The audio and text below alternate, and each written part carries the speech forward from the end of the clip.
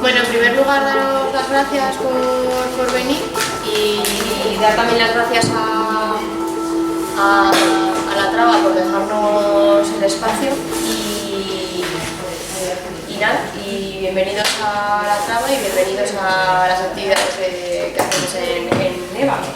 Y os dejo con María y con Marina, que la va a presentar, y con la charla de hoy.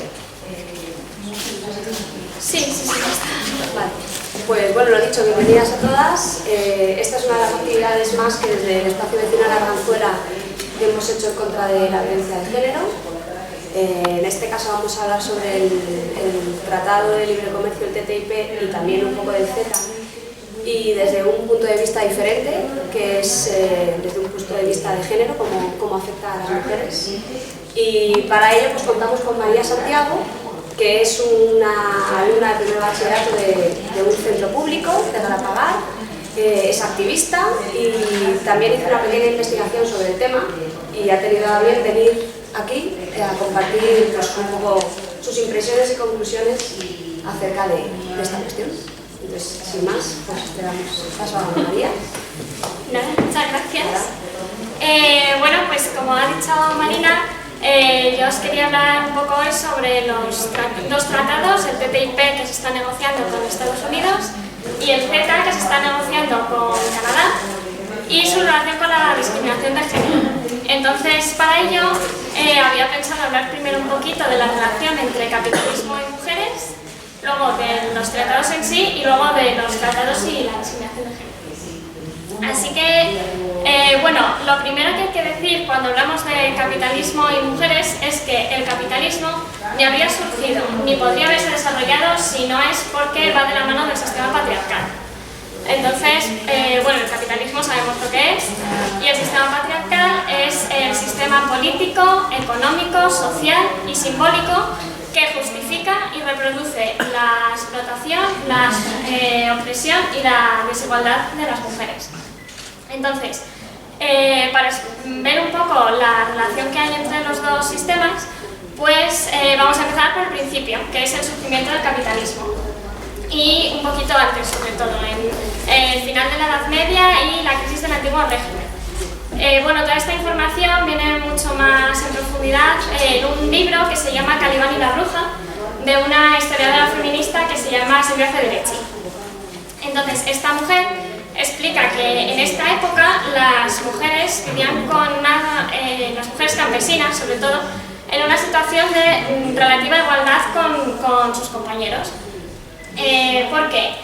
Por ejemplo, eran las que principalmente explotaban las tierras comunales. Las tierras comunales eran terrenos que no tenían propietario y se podían explotar libres de impuestos. Entonces, las mujeres eran las que principalmente las explotaban y por tanto tenían una fuente de trabajo y de alimento segura independientemente de sus compañeros varones.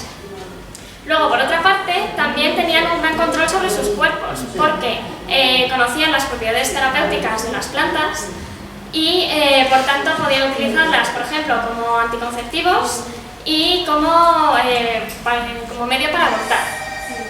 Y luego, por otra parte, también tenían una gran presencia en la política del campesinado, ¿no?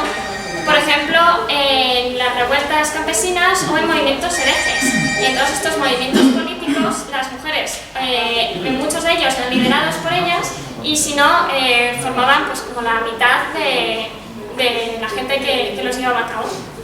Entonces, ¿qué pasa?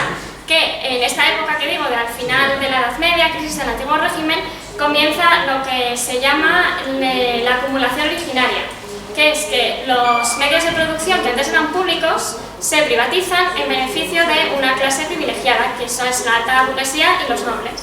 Entonces, ¿qué pasa? Que, por ejemplo, las tierras comunales son cercadas, esto es un fenómeno que pasa en toda Europa. Se ponen vallas y ya no se puede acceder a ellas. Entonces, las mujeres campesinas, que son la mayor parte de las mujeres, porque el campesinado era el 80% de la población total, pues se quedan sin su principal fuente de trabajo. Y luego, por otra parte, como se necesita mucha mano de obra porque se está aumentando la producción, también hay una política muy fuerte, tanto por parte de los estados como por parte de la Iglesia, antiabortista. armamentista. Y es en esta época también en la que empieza la caza de brujas, a perseguir a las mujeres por infanticidas, etc.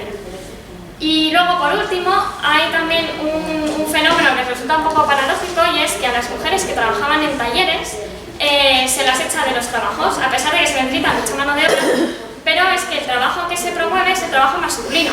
¿Por qué? Pues porque se quiere que las mujeres estén en casa, teniendo hijos y cuidando de la casa y del marido, porque las jornadas son mucho más extensas. Entonces vemos que todas estas condiciones que hacen necesaria el surgimiento del capitalismo, porque por ejemplo las tierras comunales que son privatizadas son compradas por la nobleza, que invierte mucho dinero en ellas, y todo esto lleva a la revolución agraria, que es el precedente de la revolución industrial, ¿no? Y a partir de las revoluciones industriales pues surgió este sistema económico. Entonces vemos que simplemente para que surgiera el capitalismo fue necesaria la explotación y la expropiación de derechos femeninos. Y esta situación se dio más o menos de este modo hasta la Primera Guerra Mundial, cuando, como todos los hombres estaban en el frente, era necesario que las mujeres se incorporaran a trabajar en las fábricas para producir armas y otros productos que se necesitaban en la guerra. Y a partir de este momento, con muchas reticencias por mucha parte de la sociedad, las mujeres empezaron a incluirse definitivamente en el mercado laboral. Y bueno, seguimos más o menos así hasta la actualidad. Entonces, en la actualidad solo hace falta ver estadísticas. El 70% de las personas pobres en el mundo son mujeres. La tasa de paro en mujeres, o sea, la tasa de paro en los países es siempre mayor en las mujeres que en los hombres. Luego, no hay ningún país que pueda decir que no tenga brecha salarial, es decir, que en todos los países del mundo las mujeres cobran menos por el mismo trabajo que sus compañeros. Y por último, que es el dato en el que más hace hincapié el feminismo crítico con el capitalismo, es que según los últimos datos del INE, las mujeres trabajan 4,7 horas en las tareas domésticas, mientras que los hombres trabajan 2,1. Entonces, ¿por qué se hace hincapié en este dato? Pues porque resulta que todo el trabajo doméstico, todas las tareas del hogar, de cuidar la casa, hacer la comida, cuidar de los niños, etc., que es trabajo que es necesario, porque si no, no se pueden desarrollar el resto de actividades humanas, pues todo este trabajo es desarrollado de forma gratuita, generalmente, y por mujeres. Entonces, o sea, la ventaja que tiene esto para el capitalismo es que si las mujeres utilizaran toda la parte del tiempo que utilizan en la casa más que los hombres, pues en ocio o en trabajar igual que ellos, se necesitaría una red de cuidados por parte del Estado para sostener esa situación. Porque, por ejemplo, ahora el 84% de las personas cuidadoras de personas dependientes que trabajan, o sea, que las cuidan sin recibir ningún salario a cambio, son mujeres. Es decir, la idea es que si las mujeres dejaran de hacer todo el trabajo doméstico que hacen, el Estado tendría que poner mucho más dinero y tendría que crear una red de cuidados que ahora mismo no existe. Entonces se tendría que invertir mucho más dinero y tendría que haber una gran intervención por parte del Estado en la economía, que es lo que al capitalismo no le interesa, porque está en contra de esa idea. Entonces vemos que la relación entre el capitalismo y los derechos de las mujeres pues no es muy positiva. ¿Y esto qué tiene que ver entonces con los tratados de TTIP y etcétera? Bueno, pues estos tratados son dos acuerdos que van a suponer un impulso al sistema capitalista. Su objetivo es que se aumente el libre comercio entre las potencias. Es decir, que se aumente aún más en la cantidad de productos que se intercambian entre los países. Y para esto es necesario armonizar normativa. Es decir, lo que impide que ahora mismo se aumente este comercio es que hay barreras no tanto económicas, porque ya prácticamente no hay aranceles, sino barreras legales, porque hay normativa en la Unión Europea que es mucho más estricta que la normativa estadounidense o la de Canadá. Entonces, estos tratados, lo que se está negociando y lo que van a suponer es una relajación de la normativa europea para que se pueda comerciar con todos los productos que vienen de Estados Unidos y de Canadá. Entonces, ya solo, sin ni siquiera meternos en los puntos de los tratados en concreto, esta idea de relajar la normativa, pues bueno, no está tan claro que pueda ser positivo, a pesar de que se vaya a aumentar el comercio. Entonces, ¿qué es lo que dicen los políticos? ¿Por qué se está negociando esto? Bueno, pues desde la Unión Europea defienden que estos dos tratados van a aumentar el PIB de la Unión Europea, en concreto el TTIP se dice que va a aumentar en un 1,3%, y también que se van a aumentar los puestos de trabajo, en el caso del TTIP en 400.000 al año y en el caso del CETA en 14.000. Ahora, ¿cuál es la realidad? Que propios estudios de la Comisión Europea dicen que realmente el aumento del PIB en el caso del TTIP sería del 0,1%, lo que supone 50 euros al año más para cada familia española, que tampoco parece un crecimiento muy grande, ¿no? Y que en el tema del empleo, más que creación de empleo, lo que ocurriría es que como entrarían en el mercado empresas que son mucho más competitivas que muchas de las empresas que hay aquí en Europa, pues de hecho los empleados se resentirían y habría pérdida de puestos de trabajo. Y luego, otra de los problemas que está habiendo con estos tratados, otra de las polémicas, es la completa falta de transparencia a la hora de negociarlos. ¿Por qué? Pues en principio porque la ciudadanía apenas tiene ningún tipo de información sobre ellos. De hecho, la mayor parte ni siquiera saben qué son, ni siquiera han oído hablar de ellos. Y luego, por otra parte, porque los propios políticos, los propios eurodiputados, que son los encargados de votar este tratado, se quejan de que no tienen o la información necesaria antes incluso de votar, por lo que votan a ciegas, o que no se les da tiempo para leer los tratados. Esto ha pasado, por ejemplo, con el CETA, que son 1.600 páginas de acuerdo, y los eurodiputados se han quejado de que no tenían tiempo material para estudiar todo ese contenido. Y aparte de esto, o sea, tenemos la falta de transparencia y que el proceso de aprobación es muy poco democrático, porque se supone que para aprobar estos tratados se tiene que aprobar lo tienen que aprobar el 65% de los estados que conforman el 55% de la población total de la Unión Europea. Y que después de esto se aprobarían los parlamentos nacionales. Ahora, los parlamentos nacionales de cada país no pueden proponer enmiendas y en principio no se contempla que vaya a haber un referéndum con la población, a pesar de que es una cosa que nos va a afectar directamente. Entonces, ya ni siquiera metiéndonos en los tratados en sí, en los puntos en sí, sino solo cómo se está negociando, pues bueno, parece que deja a la población y a la ciudadanía un poco de lado.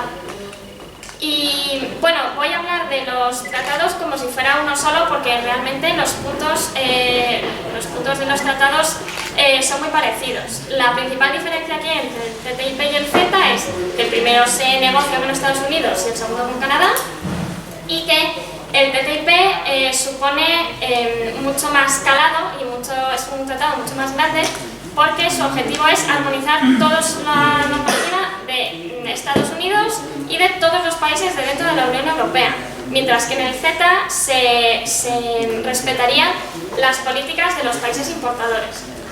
Entonces, esas son las principales diferencias. Pero luego los puntos que voy a explicar ahora son prácticamente los mismos. Entonces, así un poco por encima. En el sector financiero, el cambio más grande que habría es que se quitarían las limitaciones que hay ahora mismo a la hora de cuánta cantidad de dinero se puede mover en cada flujo. Entonces, esto supone que se van a poder mover cantidades de dinero mucho más grandes y por tanto va a haber mucha más especulación. Entonces, teniendo en cuenta que lo que ha llevado a la crisis aquí en España, entre otras cosas, ha sido la especulación de la burbuja inmobiliaria, y en Estados Unidos la especulación con las hipotecas, pues la idea de que se especule más y además con unas cantidades de dinero mucho más grandes, pues parece un poco contraproducente. Luego, en el sector agrícola es donde más se va a notar también esta armonización de los estándares. ¿Por qué? Pues porque hay más de 1000 sustancias químicas que ahora mismo en Estados Unidos son legales, pero que en la Unión Europea no. Entonces, si se aprueba este tratado, esas 1000 sustancias químicas serían legales aquí. ¿Y qué significa eso? Pues que, por ejemplo, entrarían productos cárnicos en los que han sido hormonados con sustancias que aquí no se pueden utilizar porque son cancerígenas. O pollo lavado con cloro, por ejemplo, que aquí está prohibido por lo mismo. productos transgénicos sin etiquetar como tales, ¿no? y ejemplos de este tipo. Y luego también sería el sector que más notaría la pérdida de empleos, porque en Europa hay muchas pequeñas empresas, muchos pequeños empresarios, pues los típicos ganaderos de Asturias, ¿no? Que son empresas familiares, pequeñas, etc. Y en cambio en Estados Unidos y en Canadá las empresas agrícolas son enormes, son multinacionales. Entonces la entrada de estas grandes empresas en los mercados europeos pues supondrían la quiebra de las pequeñas empresas de aquí. Luego, el punto que yo creo que es de los más polémicos de estos tratados es cómo afectar al sector medioambiental, al medio ambiente. ¿Por qué? Pues porque ya solo la simple idea de aumentar el comercio es totalmente antiecológica, porque si aumentamos el comercio, aumentamos la producción, aumentamos el consumo, aumentamos la combustión de combustibles fósiles, aumentamos la creación de residuos, etcétera, etcétera, en la explotación de recursos naturales. Entonces, en vez de estar llevando al planeta y a la población a un consumo responsable y más limitado, acorde con las necesidades y las posibilidades que tiene el planeta, nos estamos acercando cada vez más, bueno, ya estamos en él, ¿no? Pero lo estamos potenciando aún más, un consumo totalmente incontrolado, que el planeta no puede soportar, y eso está ya científicamente demostrado. Luego, con el sector medioambiental no se queda solo en esto, se queda también que, por ejemplo, entrarían a ser legales aquí en Europa formas de obtención de energía que ahora mismo son ilegales. Por ejemplo, el fracking, no sé si habéis oído hablar de ello, pero es una práctica que se hace mucho en Estados Unidos y que consiste en hacer grandes agujeros en el suelo con maquinaria enorme, de forma que al romper las rocas que hay en el suelo, el calor que se produce se utilice para obtener energía. Entonces, ¿qué problema hay con esto? Bueno, se destruye el suelo, se destruye el relieve, se destruye fauna y flora, se destruyen acuíferos y además sale a la superficie agua que por todos los combustibles que utiliza esta maquinaria se vuelve radiactiva. Entonces es un completo desastre medioambiental. Y aquí ahora mismo en Europa está prohibido, pero en Estados Unidos no, y se podrían venir todas estas empresas porque aquí en Europa el terreno en ciertos países es muy propicio para esta práctica. Y luego, por último, en el sector social y laboral, pues bueno, tenemos primero que las empresas, bueno, en Estados Unidos como tal, el país, hay 8 tratados de la OIT, de la Organización Internacional de los Trabajadores, que no ha ratificado, como el derecho a la huelga o el derecho a la sindicalización. Entonces, ¿qué se va a hacer con estos tratados que no han sido ratificados cuando se armonice la legislación? ¿Se van a dejar así como los que tiene Estados Unidos? ¿Vamos a perder derechos laborales?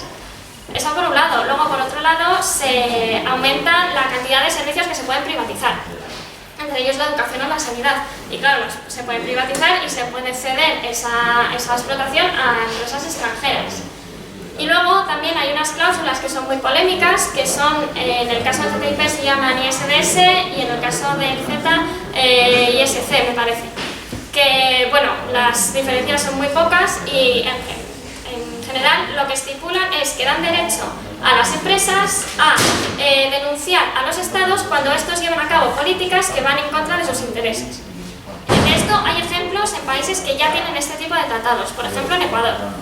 Ecuador llevó a cabo una política antitabaco que realmente redujo las ventas de tabaco y Philip Morris, la empresa de la tabacalera, se vio muy perjudicada y denunció a través de unos tribunales especiales a Ecuador.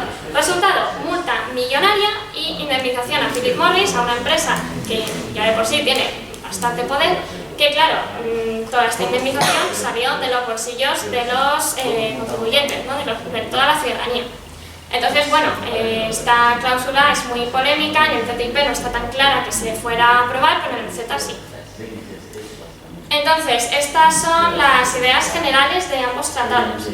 Entonces, la pregunta que nos podemos hacer ahora es, vale, pero estos tratados van a afectar negativamente a toda la sociedad. ¿Por qué decimos que en concreto las mujeres o qué relación tienen con la discriminación de género?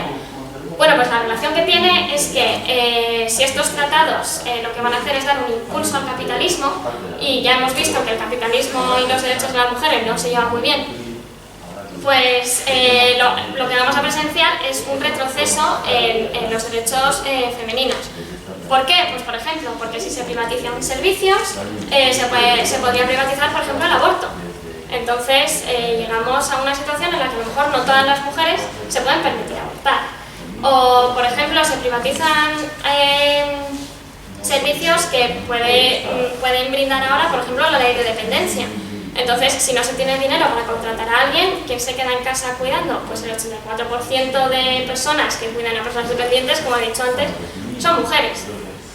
Luego, también, ¿qué pasa? Pues que con las cláusulas estas ISDS y con el tema de la armonización de la normativa, podría ocurrir que los estados ya no puedan hacer tanta legislación en cuanto a las políticas empresariales y la igualdad de género. Pues los permisos de maternidad, ahora que se está hablando también de permisos pagados para mujeres maltratadas, contra la brecha salarial, las cuotas en los consejos de administración, todo esto sería imposible de realizar porque no sería legal o porque los estados se verían sujetos a denuncias por parte de las empresas. Entonces todas estas políticas desaparecerían. Y luego, bueno, todo esto nos estamos centrando mucho en Europa, ¿no? Pero si quitamos un poco la visión eurocentrista y vemos, por ejemplo, países que reciben la deslocalización empresarial, pues vemos que la mayoría de empresas, que son textiles, contratan a mujeres en estos países. Y bueno, aumentar el comercio y aumentar el dinero que tienen estas empresas supone que vayan a deslocalizar aún más, y que si está claro que las potencias no se preocupan de los derechos laborales ni siquiera en Europa, pues lo hacen estos países de Asia o de Sudamérica, ya son totalmente inexistentes. Entonces ya no es solo también la explotación laboral, sino el impacto con el medio ambiente.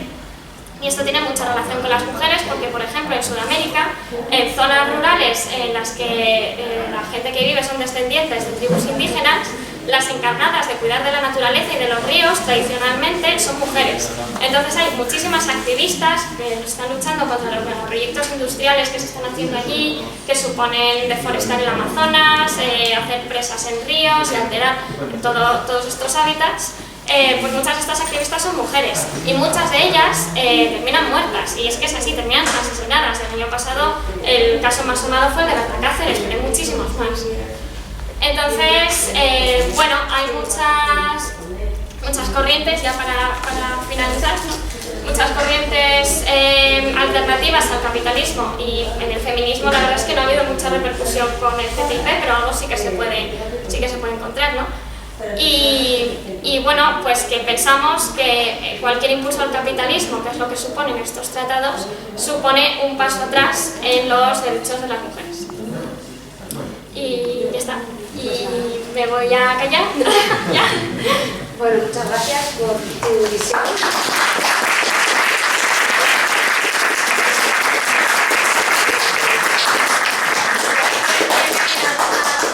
Algo que no le haya quedado claro, algo que quiera comentar o compartir porque tenga alguna noción más sobre el tema, pues estamos abiertos. Es una pregunta. Sí. ¿Cómo está ahora mismo la situación? O sea, ¿qué posibilidades hay de que se pare o de que siga adelante? Vale, pues en el caso del TTIP, como ha llegado Trump al poder, al final, en principio se va a quedar un poco en el congelador. Porque Trump lo que quiere son políticas proteccionistas y no quiere tratados con la Unión Europea. Entonces, en principio eso se quedaría paralizado durante un tiempo. Ahora, yo creo que es un tratado que se lleva fraguando desde los años 90 y como tal, llamándose TTIP y tal, desde 2013. Entonces, yo no creo que después de 4 años o 8 o los que sean, ¿no?, de gobierno de Trump, esto vaya a desaparecer. Y en el caso del CETA ya se ha firmado. De hecho, no sé si fue hace 2 semanas, el domingo de hace 2 o 3 semanas, que se votó en la Unión Europea y estuvo Justin Trudeau y los dirigentes europeos firmando el tratado. Tuvieron problemas en Bélgica, en una región de Bélgica que se negaba a firmar y que se negaba a aprobarlo, y y al final pues por todas las presiones que recibió, porque también hay muchos lobbies empresariales y muchos, claro, hay muchos intereses ahí, porque las grandes empresas ganarían mucho más dinero, ¿no? Pues al final esta región terminó cediendo y ya se ha aprobado. Entonces ahora faltaría aprobarlo en los parlamentos nacionales. Y ahí tenemos en teoría la oportunidad, la ciudadanía, un poco de presionar y exigir para que nuestro Parlamento no salga aprobado. Porque si la última etapa es que tiene que ser aprobado en los parlamentos, digamos es la última carta de nuestra manga que tenemos, la ciudadanía, ahora informarnos un poco más en charlas de este tipo o de cualquier otro, para que seamos conscientes y presionemos a nuestros gobiernos para que en el Parlamento no salga adelante, porque es la única vía que nos queda. El TTIP todavía tenemos capacidad de reacción, como ha dicho María, porque ahora parece que Trump lo va a congelar, aunque yo también pienso que luego lo sacará adelante, porque tiene mucho poder Estados Unidos y Trump verá que tiene un poder de negociación impresionante y sabrá llevárselo a su terreno. Pero ahí tenemos todavía mucha capacidad de reacción. Pero con el CETA no es así. Entonces es el momento de que la ciudadanía coja las riendas y presione a nuestros gobiernos, porque si no, lo vamos a tener muy difícil. Pero el Parlamento había aprobado algo, ¿no? Ya en relación con el CETA. Bueno, sí, están ahí. Parece que ha salido como una primera votación gracias al PP y a la abstención de Ciudadanos, pero debería volverse a aprobar, parece ser. Entonces ahí tenemos una oportunidad y a ver qué respuesta dan nuestros gobernantes. ¿Alguna pregunta más? ¿No? Pues nada, muchas gracias. Sí. María, con respecto al fracking, Sí. dice que estaba prohibido en Europa. No estoy tan seguro porque en Francia están haciendo muchas presiones para que se instale el fracking en muchas regiones en las que se conoce Sí. que quieren también absolutamente imponerlo, ¿no? Entonces hay mucho movimiento ciudadano para luchar contra ello. Es un poco el pote de hierro contra el pote de barro, ¿no? Claro. Sí, en principio es que la Unión Europea tiene una normativa que se llama el principio de precaución, que tiene como objetivo limitar la contaminación que pueden hacer los países y las empresas, ¿no? Y poner zonas protegidas y tal. Pero claro, todo esto está tambaleándose con las negociaciones del TTIP y sin las negociaciones también, ¿no? Porque son grandes empresas que ganarían mucho dinero, entonces lo de Francia no lo sabía, pero vamos, seguro que sí, que están ahí. Sí, luego por otra parte también esa normativa europea es genérica y como pasa muchas veces esas normativas genéricas no las tenemos en cuenta y luego, por ejemplo, también pasa en España. En diferentes comunidades se lee o se sigue esa normativa pues, en función de quien esté en el gobierno y los intereses. Entonces, por ejemplo, en nuestro propio país tenemos comunidades que ya han firmado tratados en contra del fracking y otras que están haciendo algunos. Salvando un poco, por ejemplo, en Navarra hubo una gran polémica porque hay en ciertos lugares de Navarra donde se ha practicado fracking. Luego la ciudadanía afortunadamente ha respondido porque ha tenido sus consecuencias, algunos acuíferos contaminados, algunos movimientos sísmicos en zonas que no era habitual y ahí la ciudadanía ha respondido y algunos se han parado. Y como te digo, esas normativas europeas que en teoría las tenemos que seguir todos se diluyen un poco. Y en el caso de Francia, pues pasará, me imagino, que igual que en España. Van en cuestión de regiones y en función de quién gobierna en cada región, pues tiran para un lado o para otro. Quiero añadir que yo creo que son más prospecciones. Lo que están haciendo es tanteando cuáles son los territorios y también tanteando a la ciudadanía para empezar con el fracking. No creo que esté abierto todavía a ese tipo de explotación. Pero lo que veo tanto en el del fracking como de los tratados estos es que todavía hay muy poca información fehaciente que la ciudadanía no recibe, porque indudablemente si dijeran, digamos, los pros y los contras, porque serían sobre todo los contras, ¿no? Que la gente tomará conciencia de la catástrofe que es esto, tanto los tratados como el fracking y tantas otras cosas, pues indudablemente no se podría hacer, porque reaccionarían.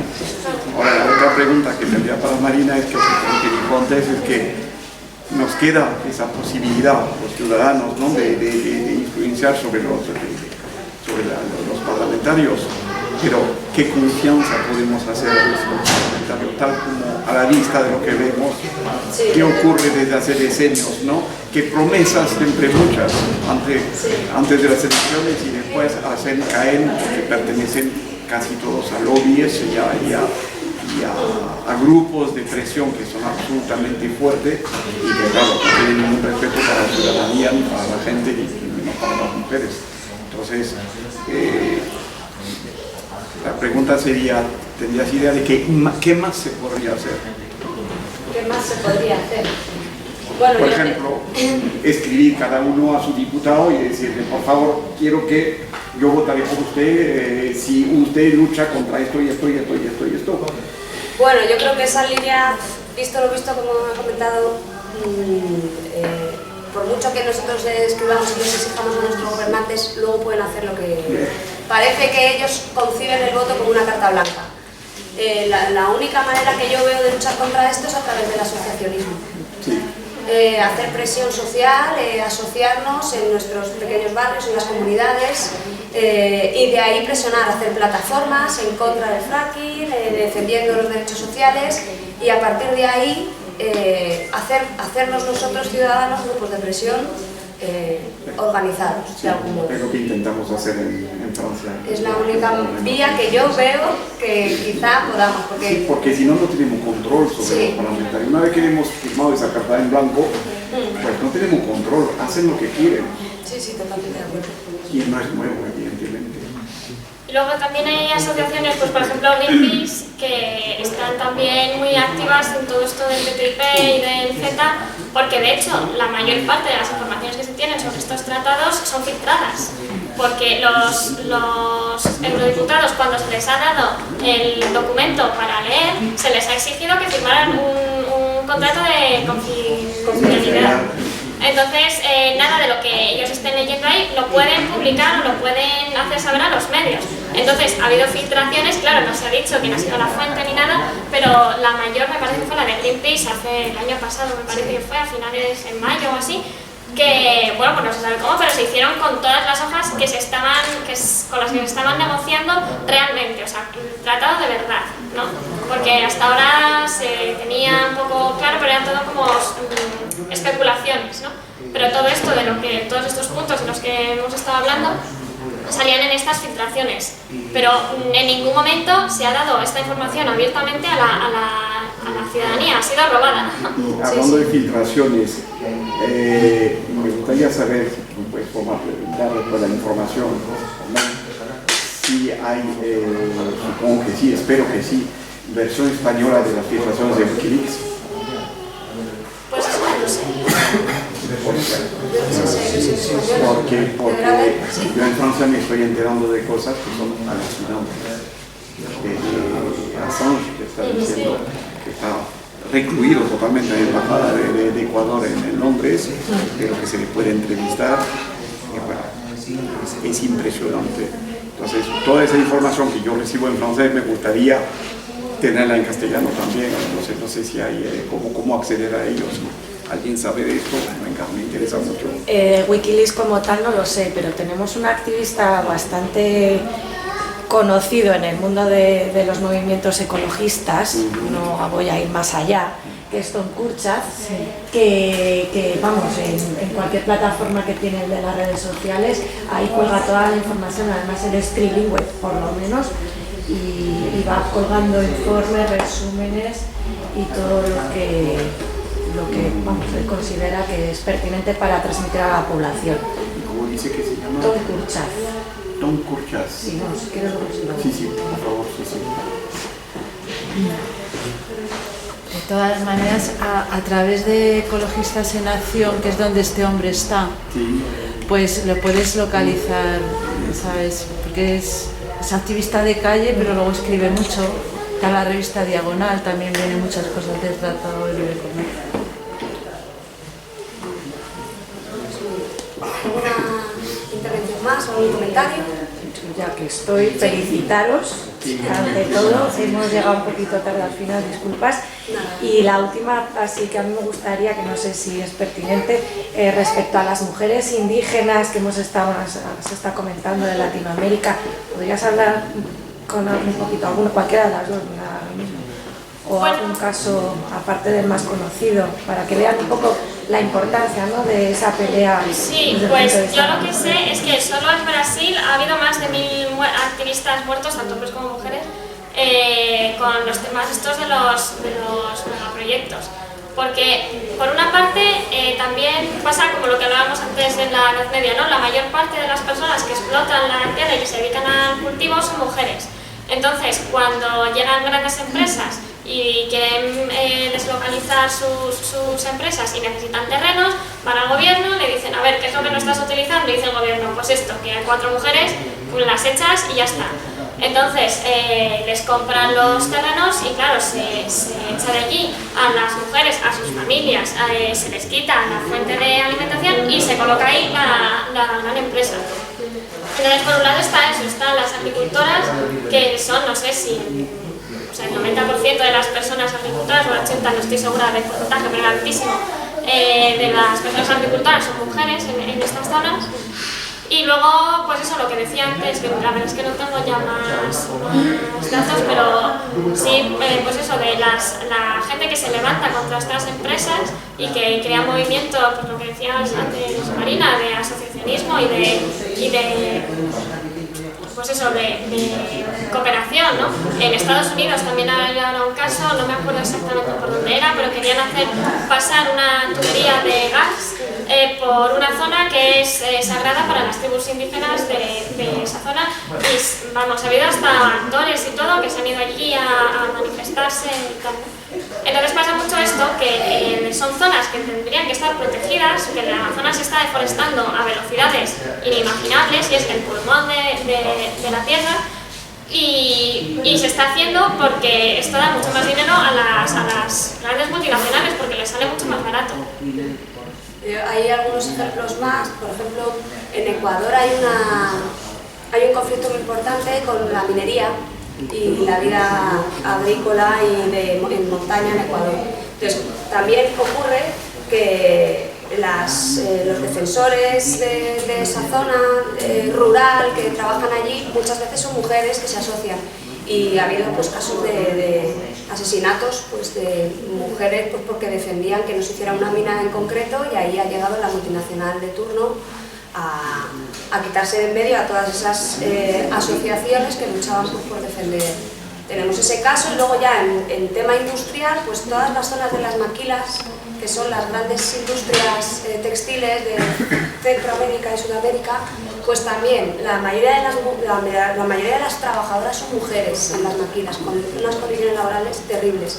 Y en el momento en el que se empiezan a asociar, empieza a haber presiones, las echan de trabajo, incluso reciben el rechazo social, porque las maquilas se sitúan en zonas muy rurales, con una escasa educación y con una educación también muy patriarcal. Entonces, incluso dentro de sus familias no comprenden que se asocien para luchar en favor de pues, unos derechos laborales y derechos de la mujer, porque, claro, ellas cobran mucho menos que sus compañeros, trabajan muchas horas más e incluso reciben el rechazo social.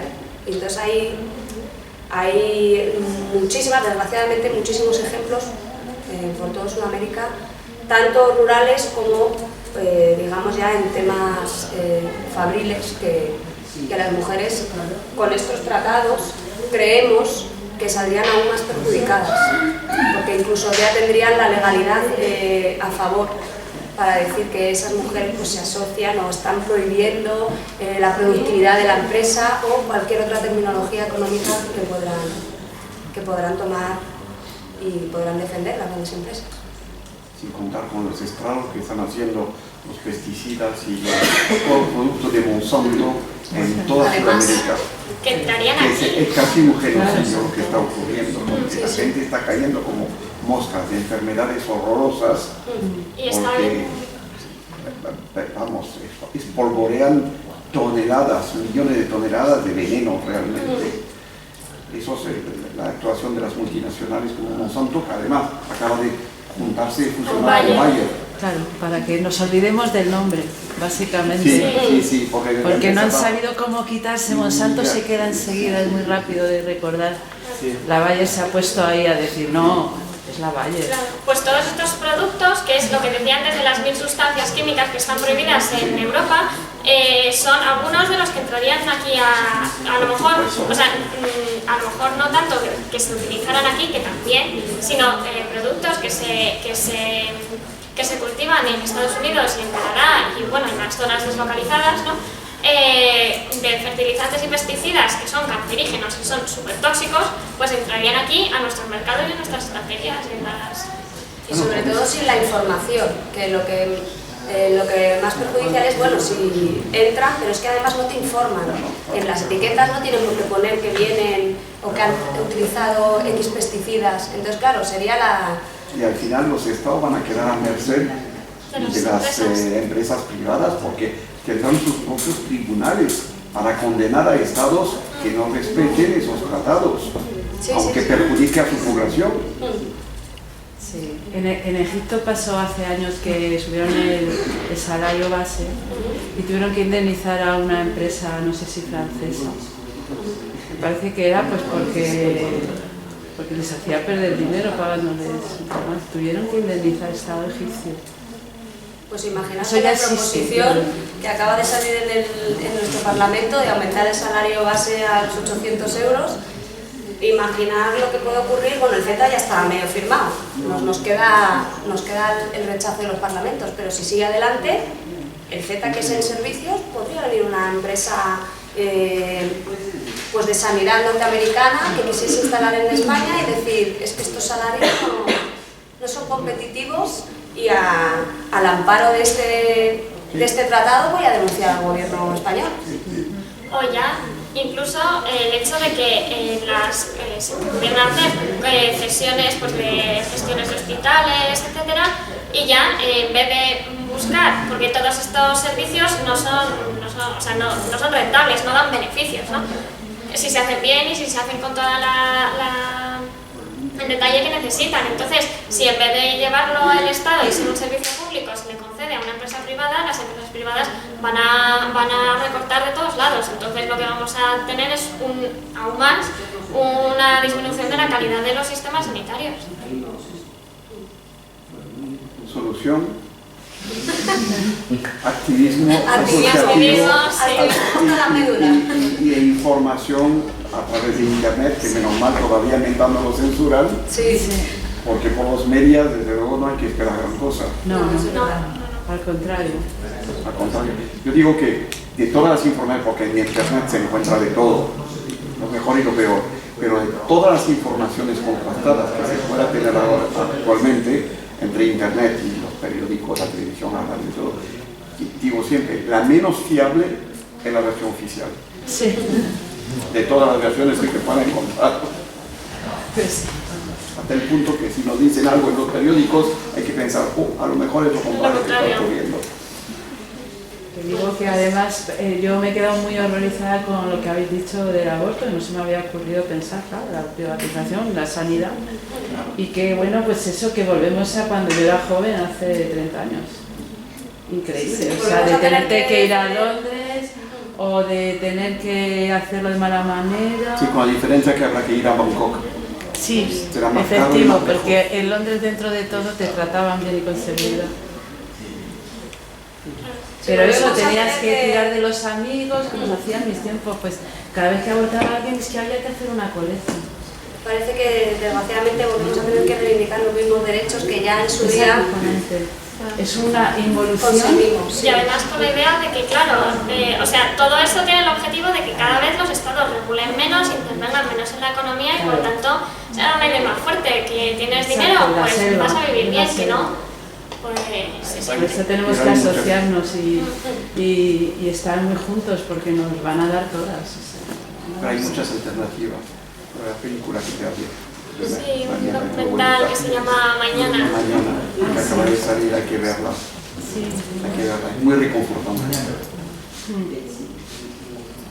Bueno, pues nada. Yo quería preguntar, si puede ser, ¿qué opinan los jóvenes de este lugar que están expectantes? ¿Alguien se atreve a comentar algo? ¿Qué mostrar a todos? Solución rápida. Pues que... O sea, es que me parece flipante que tengamos que luchar por lo mismo que luchó mi abuela. O sea, que volvamos a hacer eso, 50 años, que no podamos ni abortar. O sea, bueno, ahora con la ley del PP, que no sé si se aprueba al final o no, pero se percibe y que se carguen el planeta. Es que no saben que si se cargan el planeta se están cargando sus propios hijos a sí mismos. Es que no me entra en la cabeza. Son enfermos. Una enfermedad. Son enfermos mentales. Sí, totalmente. Pues nada, muchas gracias a todas.